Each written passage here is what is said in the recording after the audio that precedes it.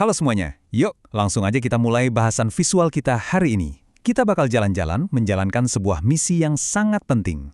Lewat animasi-animasi di penjelasan materi ini, kita bersama-sama bakal menjelajahi objek yang paling aneh, paling ekstrim, dan sejujurnya paling bikin merinding di alam semesta kita. Anatomi dari gravitasi ekstrim. Kita nggak bakal cuma dengerin teori yang ngebosenin kayak di buku teks, tapi kita bakal beneran terjun ke simulasi perjalanan kosmik. Jadi siapin diri kalian ya, karena hal-hal yang bakal kita lihat ini bener-bener bakal memutar balikan logika kita. Nah, untuk mulai memahami objek gila yang mau kita datangin ini, coba deh kalian bayangin skenario di animasi layar ini. Gimana kalau seluruh planet kita, ya semua samudra, pegunungan, miliaran manusia, sampai semua gedung pencakar langit, tiba-tiba ditekan habis-habisan dengan tenaga yang super dahsyat, sampai ukurannya menyusut jadi sebesar kelereng kecil di telapak tangan kalian. Mengerikan banget kan? Nah, kepadatan ekstrim yang nggak masuk akal persis kayak gitulah yang lagi kita omongin kalau berhadapan sama lubang hitam. Skala kepadatannya itu benar-benar di luar nalar. Coba perhatikan angka 7 yang muncul ini. Maksudnya apa sih? Gini, kalau kita punya lubang hitam yang beratnya sama persis kayak matahari kita yang super raksasa itu, ukurannya bakal jadi sekecil kota. Ya, kalian gak salah dengar. Kalian bahkan bisa menjejalkan 7 buah lubang hitam seukuran itu ke dalam wilayah sekecil kota Bekasi. Bayangin aja, 7 matahari dipadatkan masuk ke satu kota. Kepadatan absolut inilah yang ngasih dia kekuatan gravitasi yang sama sekali nggak bisa dilawan sama apapun di alam semesta. Tapi tunggu dulu, sebelum kita terbang makin dekat di simulasi ini, kita harus lurusin satu hal penting soal gravitasi. Berkat kejeniusan Albert Einstein, kita jadi tahu nih kalau gravitasi itu ternyata bukan sekedar gaya tarik magnet biasa. Bayangin alam semesta itu kayak selembar kain elastis yang lagi dibentangin. Bintang biasa mungkin cuma bikin kain itu melengkung ke bawah, tapi kalau lubang hitam, wah, karena saking padatnya, dia nggak cuma ngelengkungin kainnya, dia bener-bener merobeknya. Dia bikin sebuah lubang curam banget di struktur ruang dan waktu. Semacam semur jebakan di mana nggak ada satu hal pun yang bisa merangkak keluar kalau udah masuk. Oke, yuk kita meluncur ke landasan. Perhatikan animasi peluncuran ini. Kita bakal mulai perjalanan imersif kita naik ke roket, terbang langsung mendekati sebuah lubang hitam yang lagi aktif. Dari mana kita tahu dia aktif? Kelihatan kan pusaran cincin terang yang menyala di sekelilingnya itu? Nah, itu adalah cahaya dan materi yang terperangkap, muter dengan kecepatan gila-gilaan sebelum akhirnya ditelan habis. Cincin pusaran inilah yang bakal jadi pemandu arah roket kita masuk ke dalam kegelapan absolut. Sekarang coba bayangin kita matiin mesin keluar dari roket dan melayang persis di dekat lubang hitamnya. Siap-siap ya, karena penglihatan kalian bakal mulai kacau. Gravitasi di titik ini tuh kuatnya minta ampun, sampai-sampai dia bisa ngebengkokin cahaya dalam lintasan melingkar penuh. Artinya apa? Artinya kalau kalian melihat lurus ke depan, cahaya dari belakang tubuh kalian bakal muterin si lubang hitam dan masuk langsung ke mata kalian.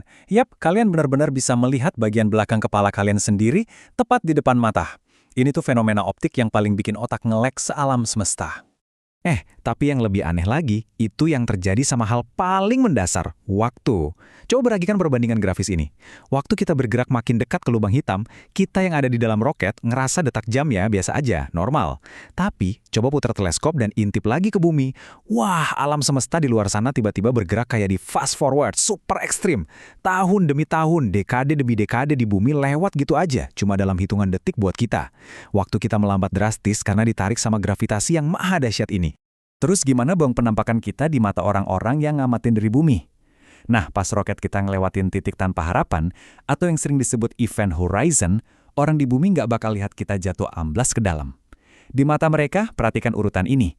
Roket kita tiba-tiba kelihatan membeku, seolah-olah waktu berhenti. Terus perlahan bayangannya mulai berpendar kemerahan, makin redup, dan akhirnya memudar sampai benar-benar hilang tak berbekas. Kelihatannya sih damai banget ya dari luar. Padahal realita di dalamnya, wah beda cerita. Realita di dalamnya itu jauh lebih mengerikan. Ada fenomena yang namanya efek spaghetti atau spaghettification.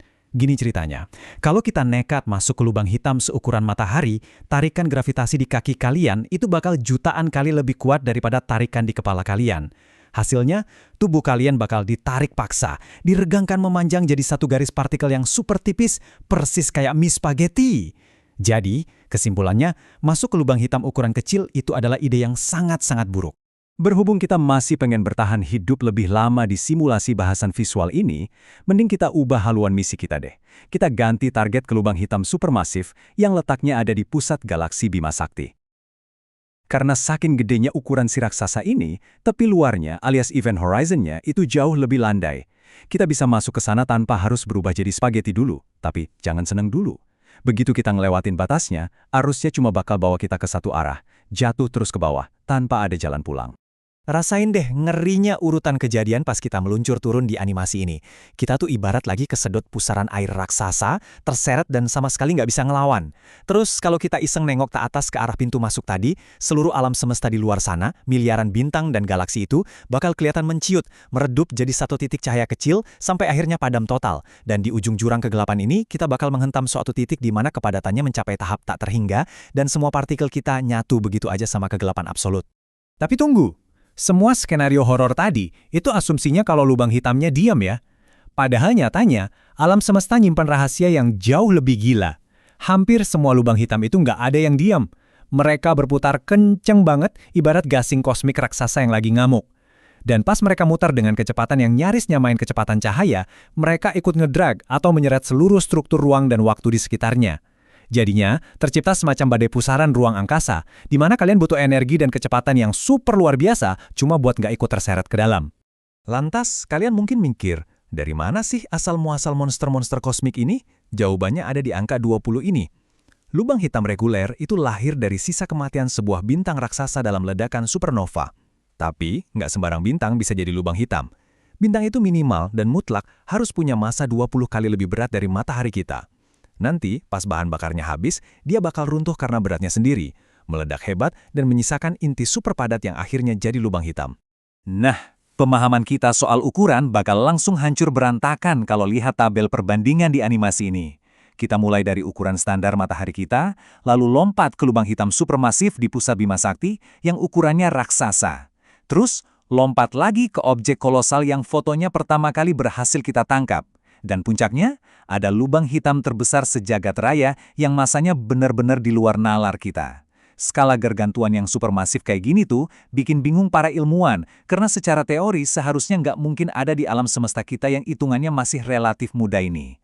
Misteri dari eksistensi mereka ini ternyata membentang dalam garis waktu yang panjang dan epik banget. Ada teori yang bilang kalau para raksasa ini tuh bermula dari bibit-bibit buas yang udah terbentuk gak lama setelah Big Bang terjadi. Selama miliaran tahun, mereka terus tumbuh makin besar lewat peristiwa tabrakan antar galaksi. Tapi, jangan salah, mereka ini nggak abadi loh. Kalau pakai kacamata fisika kuantum, kita tahu bahwa dalam kurun waktu triliunan tahun, mereka ini bakal perlahan memancarkan apa yang disebut radiasi Hawking. Mereka bakal menyusut, dan pas akhir waktu nanti, boom, mereka bakal mati dalam sebuah ledakan yang sangat dramatis.